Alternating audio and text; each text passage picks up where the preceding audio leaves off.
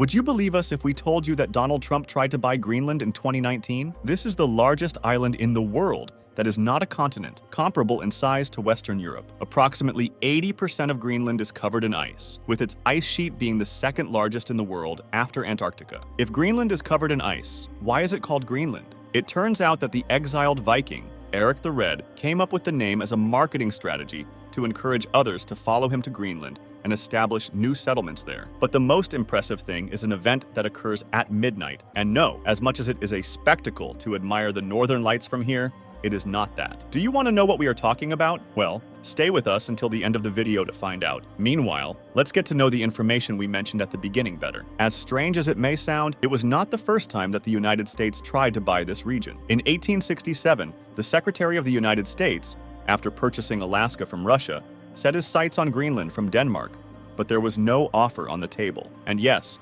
they wanted to buy it from Denmark because it was part of the Kingdom of Denmark with a known relationship with the Crown. In 1979, Denmark granted autonomy and transferred a large part of the powers that the Danish government had to the local government. Greenland currently has foreign affairs powers. This remote and mysterious territory was colonized by the Vikings in the 10th century, becoming an important commercial base and strategic point on the North Atlantic sea routes. Throughout its history, Greenland has been inhabited by different indigenous cultures, such as the Inuit, who have known how to adapt and survive in an extremely harsh and challenging environment. However, Viking colonization came to an end in the 15th century due to a combination of factors, including climate change, internal conflicts, and declining trade routes. From then on, Greenland entered a period of relative isolation, with a mainly Inuit population continuing their ancestral traditions of hunting and fishing. In the modern era, Greenland has undergone a number of significant changes, including its reincorporation as a territory of Denmark in the 18th century, its gradual autonomy beginning in the 1970s, and its growing geopolitical importance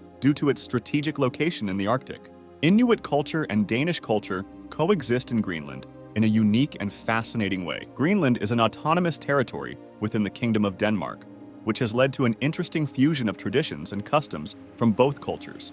The Inuit culture, originating from the indigenous inhabitants of Greenland, is characterized by its deep respect for nature, its connection to the environment, and its nomadic lifestyle. The Inuit have developed unique skills to survive in such an extreme environment, such as seal and whaling, ice fishing, and igloo building. Their language, Inuktitut, is one of the official languages of Greenland and is still spoken by many inhabitants.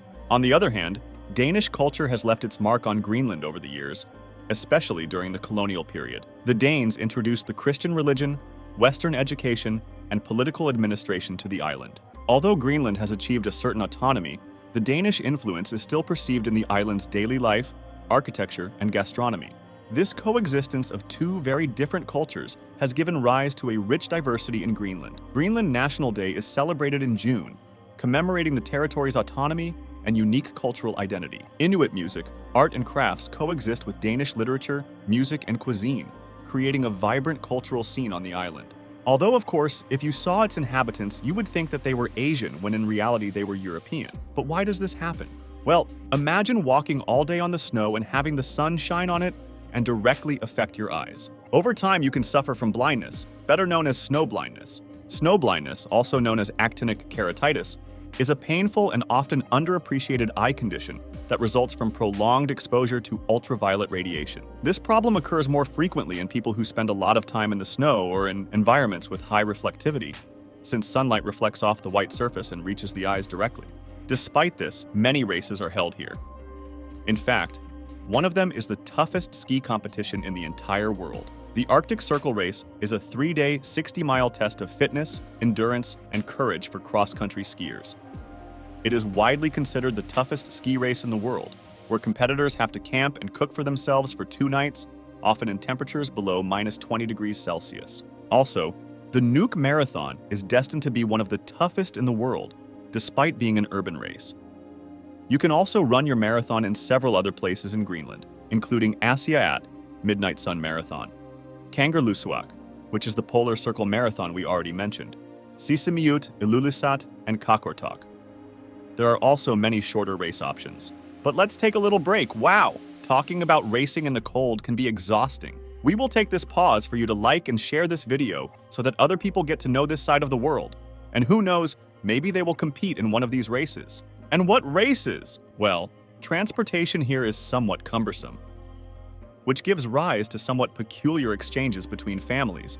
Do you want to know what we are talking about? Wife exchange was once practiced between families who exchanged partners during the long, dark winters. Ning Wak Sung Nik was practiced to promote social cohesion and prevent conflict. This custom strengthened community ties and fostered harmony, essential for survival in an environment where cooperation was essential.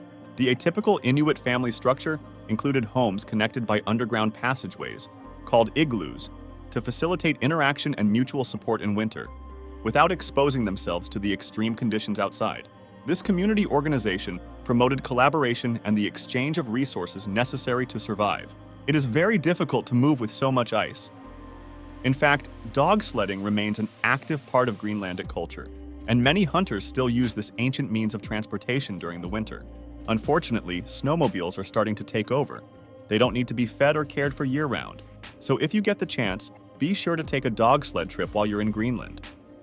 Help preserve this cultural heritage. As for its gastronomy, it is unique and a true culinary treasure that reflects the culture and traditions of this remote and fascinating place. Greenland cuisine is characterized by its focus on local ingredients, such as seal meat, whale, reindeer, fish, and fresh seafood. One of Greenland's most popular dishes is kiviak, a traditional delicacy consisting of seabirds fermented in sealskin for months. Although it may sound strange to some, this dish is highly appreciated by local inhabitants and is considered a true delicacy. In addition, hunting and fishing are vital activities for life in Greenland, so fresh meat and fish are essential ingredients in the population's diet. Suasat is another emblematic dish of Greenlandic gastronomy. It is a stew of reindeer or musk ox meat with vegetables and aromatic herbs that is cooked slowly to highlight the flavors and tenderness of the meat. Greenland's fauna is incredibly diverse and unique due to its harsh Arctic environment. Among the most emblematic species are large mammals such as the polar bear, musk ox, Arctic fox, and seals. These animals are perfectly adapted to life in extreme conditions, where the cold and scarcity of resources are constant. In addition to mammals, Greenland is also home to a wide variety of seabirds, such as puffins, guillemots, and Arctic terns, which find the island an ideal place to nest and breed. As for marine life, the waters surrounding Greenland are rich in fish, whales, and seals, being an important meeting point for various migratory species. But if you are going to travel, you must keep in mind that it presents a very special phenomenon, the polar night, which, to be brief, is a time of up to half a year in which the sun does not appear in the northernmost areas. During this period in Greenland, the lack of light is constant, with only a few hours of dim light at midday. Would you live like this? Let us know in the comments, and remember, subscribe to this channel and activate notifications so you don't miss anything. And if you haven't seen our video about what life is like in Austria, then go watch it. And we are waiting for you in a next video.